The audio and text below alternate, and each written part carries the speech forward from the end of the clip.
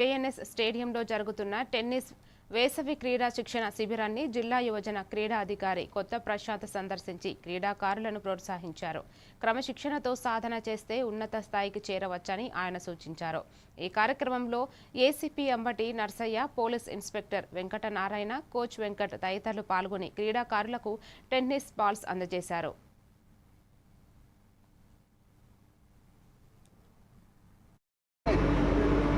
ఒక సంవత్సరం 2 సంవత్సరాలు వచ్చినా కానీ వచ్చేది వాళ్ళతో పాటు.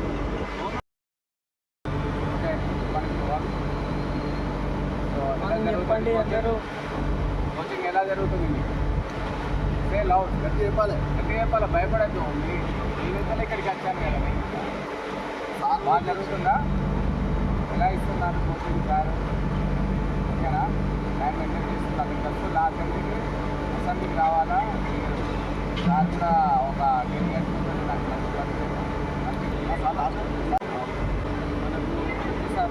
ఒక అభివృద్ధి మేము కూడా ముందుకు వస్తున్నాం. స్పోర్ట్ మంచిగా ప్రతిదీ కూడా మీ ఇద్దరు సార్లు అంటే చాలా పెద్దోళ్ళు. ఆ సార్ అయితే 65 సంవత్సరాలు.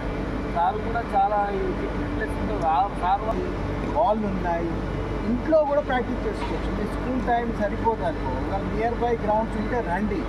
లేదంటే బాల్ ప్రాక్టీస్ ఏదో ఒకటి సంథింగ్ దాంతో టచ్ ఉండాలి. మనం ఎట్లయితే హోంవర్క్ చేసుకుంటామో ఇది ఒక హోంవర్క్ లాగా.